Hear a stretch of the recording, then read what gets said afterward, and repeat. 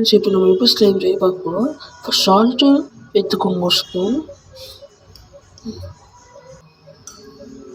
அதுக்கப்புறம் detergent powder 2 spoon போட்டுக்கலாம். First ஒரு ஸ்பூனை போட்டுட்டு செகண்ட் ஸ்பூனை நான் போட்டுட்டேன்.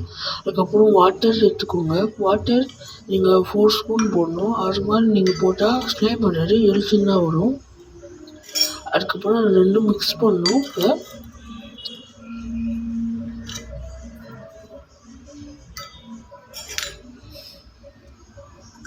மிக்ஸ் பண்ணனால அது இந்த டிட்டர்ஜென்ட் பவுடர் சால்ட்டும் நல்லா கரையணும். அதுக்கப்புறம் நீங்கள் குக்காரில் குங்குமம் ஆட் பண்ணிக்கலாம். அதுவும் மிக்ஸ் பண்ணிக்கணும். அதுக்கப்புறம் கம்மை ஊற்றிக்கணும். 2 கம் நீங்கள் எந்த கம் வேணால் ஊற்றிக்கலாம். கம்மை விட்டதுக்கப்புறம் ஸ்பூன் எடுத்து நம்ம இப்போ அந்த வாட்டர் இருக்குல்ல அந்த கம்மு கூட ஆட் பண்ணி கிண்டணும். அப்போ கொஞ்சம் கொஞ்சம் ஆட் பண்ணி கிண்டுங்க.